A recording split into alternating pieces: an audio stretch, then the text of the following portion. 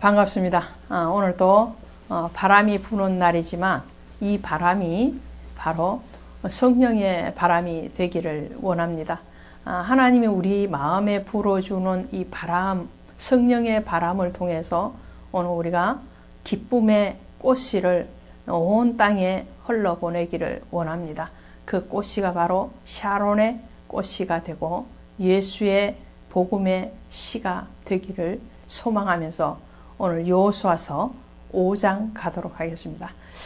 지난 시간에 4장에서 길갈에서 이루어진 두 기념비에 대해서 말씀을 나누었죠. 이 길갈이란 위치가 굉장히 중요한 위치였죠. 그 길갈은 바로 요단과 접해 있는 땅이죠. 이 길갈에 새로운 사람이 탄생했음에 대해서 새 사람을 입었음에 대해서 두 기념비를 세운 것이고요.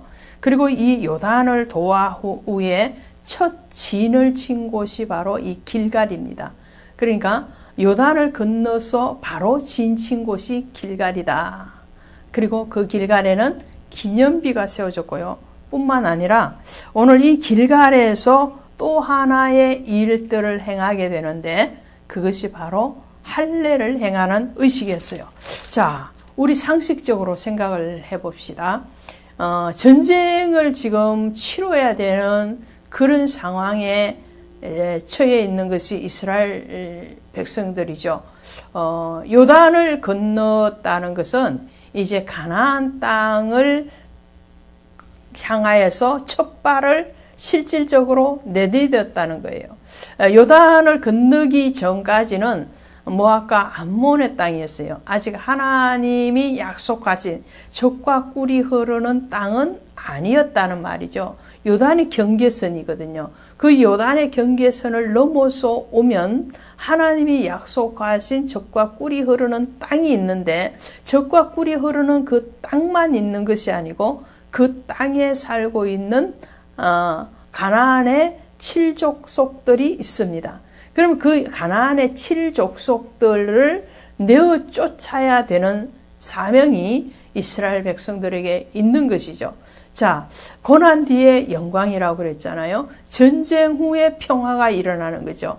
그 영적인 전쟁, 육적인 전쟁을 통해서 모든 내 안에 그리고 외부에 있는 모든 죄의 세력들을 내어 쫓았을 때에 이 참 평안, 참 안식이 들어오는데 오늘 이스라엘 백성들은 가나안 땅에 들어가서 이제 그 원족들과 치열하게 영적으로도 육적으로도 전투를 해야 돼요.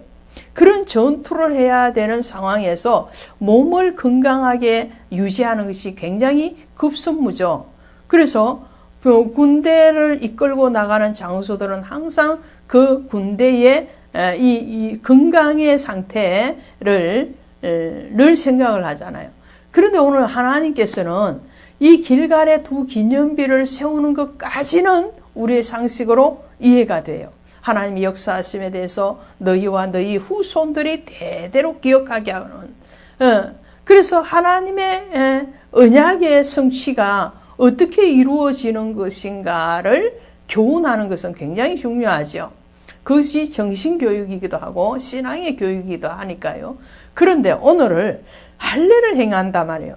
이 할례를 행하는데 남자들이 할례를 행하게 되죠. 전쟁을 하기 위해서 몸의 상태를 건강을 살펴야 되는데 할례를 행하면 어떻게 해요? 한참 동안 이 남자들이 그 고통에서 아픔에서 견뎌야 되는 시간이 있는 거죠. 그러다 보면 행군도 전쟁도 마음대로 할 수가 없는 거죠. 그런데도 하나님이 오늘 2절에 이렇게 말씀하세요. 2절 3절에 그때 여호와께서 여호수아에게 이르시되 너는 부싯 돌로 칼을 만들어 이스라엘 자손들에게 다시 할례를 행하라 하시매 여호수아가 부싯 돌로 칼을 만들어 할례산에서 이스라엘 자손들에게 할례를 행하니라. 창세기 34장에 어떤 사건이 있었어요? 디나가 세겜 땅에서 강간을 당하자 그의 오라비였던 시몬과 레위가 이 세겜 족속들에게 할례를 행하면 우리의 딸들을 너희에게 주고 너희와 동거하겠다고 그러죠. 그래서 속임수로 할례를 행하게 하고 그들이 고통 가운데 있을 때에 시몬과 레위가 칼을 들고 가서 세겜 족속들을 다 무참하게 살해하는 사건이 있었습니다. 그들이 세겜 족속의 남자들이 힘이 없어서 당했는가 하니까 그렇지 않아요. 할례하고 난 뒤에 몸을 자유자재로 움직이지 못하는 그 틈을 시몬과 레위가 이용한 것이죠. 자, 이렇듯이 할례를 행하면 이 거동이 불편하다는 거죠. 그런 상황임에도 불구하고 하나님이 할례를 행하라 하심은 어디에 있느냐는 거예요.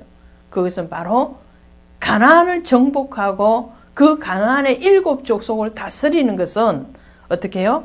사람의 어떤 군대력이나 어떤 육체적인 힘을 가지고 하는 것이 아니라는 것을 말씀합니다.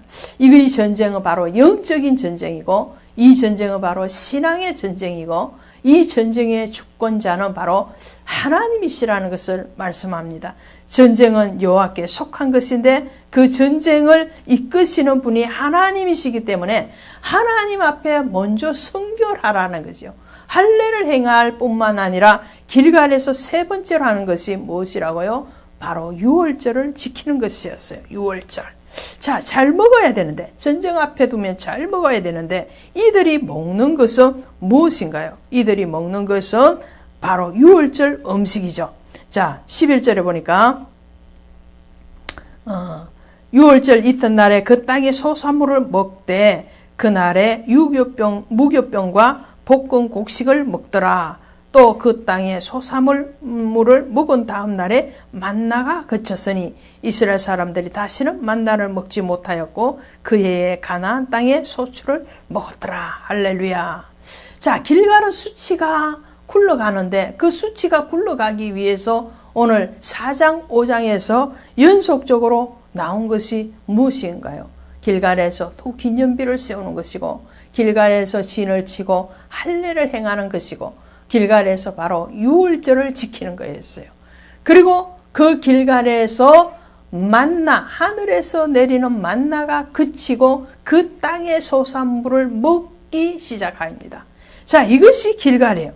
그래서 길갈은 오늘날 그 길갈은 뭐라고요? 수치가 물러갔다. 9절에 이렇게 돼 있죠. 여호와께서 여호수아에게 이르되 내가 오늘 애굽의 수치를 너희에게서 떠나가게 하였다 하셨으므로 그곳 이름이 오늘날까지 길갈이라 하였느니라. 아멘. 길갈이 굴러갔다는 거예요. 애굽의 수치가 굴러갔다는 거예요.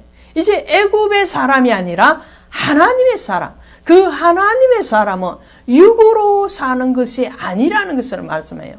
그 하나님의 사람은 하나님의 말씀의 떡으로 산다는 거예요. 육신의 떡으로만 먹고 사는 것이 하나님의 사람이 아니고 육의 양식보다는 영의 양식을 갈급해하고 그 하나님의 다스리심, 하나님의 치유하심, 하나님의 회복하심에 대해서 신앙하고 신뢰하고 믿음으로 순종되어지는 것이 바로 하나님의 사람이라는 것을 길갈에서 교훈하고 있습니다. 이 교훈은 지금 이 시대에도 마땅히 우리가 받아야 되는 교훈인 줄로 믿습니다. 고맙습니다. 오늘 여호수아서 5장을 나누었습니다. 다음 시간에 6장으로 함께 하도록 하겠습니다. 고맙습니다.